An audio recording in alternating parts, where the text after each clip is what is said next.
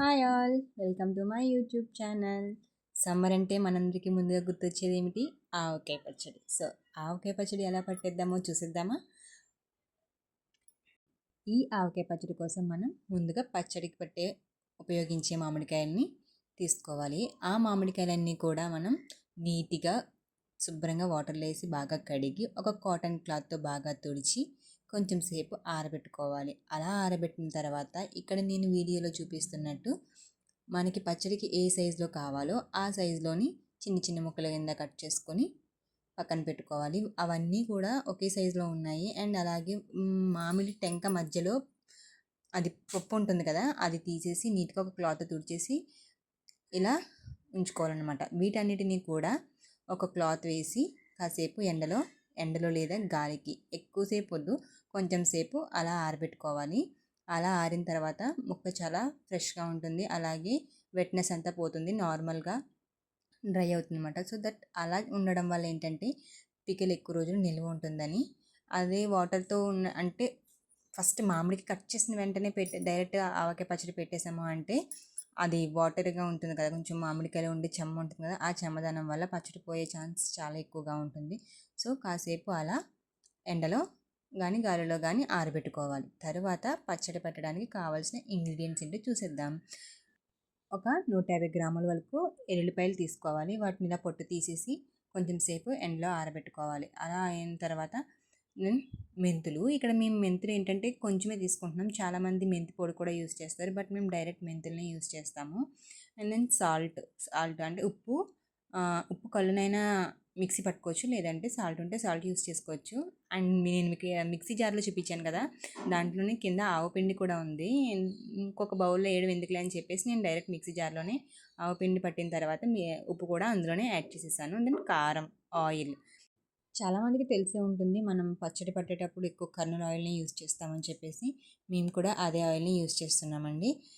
And then పచ్చడి పెట్టిన తర్వాత స్టోర్ చేసుకోవడానికి ఒక డబ్బా అయితే ముందు మనం సెలెక్ట్ చేసుకుని దాన్ని నీట్గా చక్కగా వాటర్లో కడిగేసి కాసేపు అయితే ఎండలో ఆరబెట్టుకోవాలి క్లాత్ తుడిచేసుకొని. అలా అయితే పచ్చడి మనకి పాడవకుండా ఎక్కువ రోజులు నిల్వ ఉంటుంది. మనం పచ్చడి పట్టే డబ్బాలో ఫస్ట్ కొంచెం అడుగున కొంచెం ఆయిల్ అయితే వేసుకోవాలి, ఎందుకంటే డైరెక్ట్ మనం కలిపిన పచ్చడిని అందులో వేస్తే ఏం జరుగుతుందంటే ఆ అడుగున డబ్బాకి అంటుకుపోతూ ఉంటుంది. అండ్ దెన్ మనం థర్డ్ డే అంటే మూడో రోజున పచ్చడిని మనం కలుపుతాం కదా, అప్పుడు సరిగ్గా కలదన్నమాట. సో ముందు ఆయిల్ వేసుకోవాలి. తర్వాత నేను చెప్పిన ఇంగ్రీడియంట్స్ అన్నీ కూడా ఇలా ఒక గిన్నెలోకి తీసుకున్నాం మేము. కారం, ఉప్పు, ఎల్లుల్లి, అలాగే ఆవపిండి, మెంతులు ఇవన్నీ కూడా ఒక గిన్నెలో వేసుకొని నేను గరిటతో బాగా కలుపుతున్నాను. అండ్ చాలామంది చేత్తో కూడా కలుపుతారు. మేము కూడా చేత్తోటే కలిపాము, బట్ ఏంటంటే నాకు ఒక బేబీ ఉంది, సో అందుకని చెప్పేసి నేను ఫస్ట్ ఇలా చేత్తోటి కలిపేసి ఆయిల్ అంతా కూడా యాడ్ చేసేసి మా మమ్మీకి ఇచ్చాను అనమాట. మా మమ్మీ దాన్ని డబ్బాలోకి ట్రాన్స్ఫర్ చేస్తున్నారు. సో ఇలా చూడండి, ఇంగ్రీడియంట్స్ అన్నీ కూడా బాగా కలిసేటట్టు కలుపుకొని తర్వాత అందులో మనం ఆయిల్ యాడ్ చేసుకోవాలి. ఆయిల్ యాడ్ చేసి గ్రేవీ అంతా కూడా బాగా మిక్స్ అయ్యేటట్టు చూసుకోవాలి. ఎక్కడ గడ్డలు కూడా అటువంటివి ఏమీ లేకుండా చక్కగా మిక్స్ అయ్యేటట్టు మిక్స్ చేసుకోవాలి. ఇక్కడ చూడండి బాగా మిక్స్ అవుతుంది కదా. ఇలా అయిన తర్వాత చూడండి గ్రేవీ అంతా కూడా చక్కగా మిక్స్ అయిపోయింది.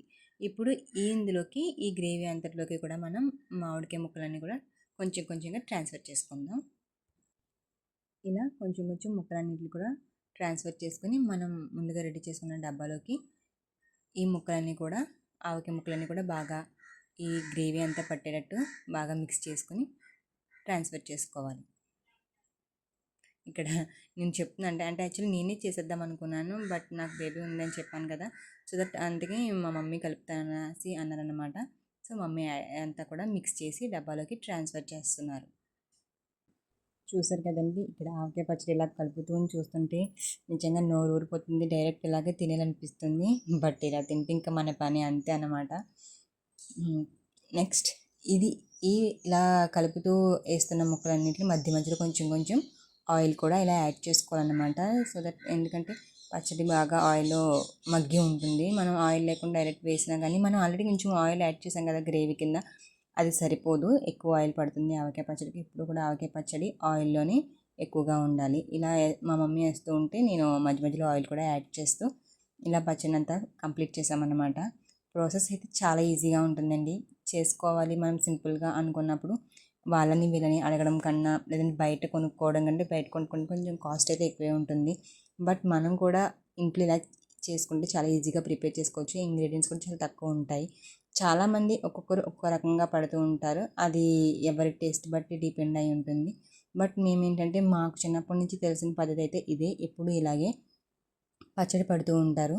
మేమైతే ఇలా పచ్చడి కలిపేసిన తర్వాత లాస్ట్లో గిన్నెలో అయితే కొంచెం అన్నం వేసుకొని ఆ ముద్దలు తింటుంటే ఎంత భలే ఉంటుంది కదా. మీరు కూడా ఎప్పుడైనా ట్రై చేశారా? ట్రై చేస్తే కింద కామెంట్ సెక్షన్లో ఒకసారి కామెంట్ చేయండి.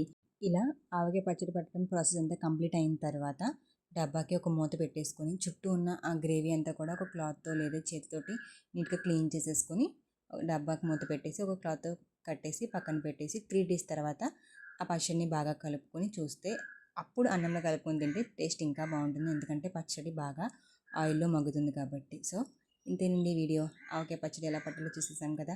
సో మీకు కనుక ఈ వీడియో నచ్చితే నా ఛానల్ని సబ్స్క్రైబ్ చేయండి. అలాగే వీడియోని లైక్ చేసి మీ ఫ్రెండ్స్ అండ్ ఫ్యామిలీ మెంబర్స్కి షేర్ చేయండి.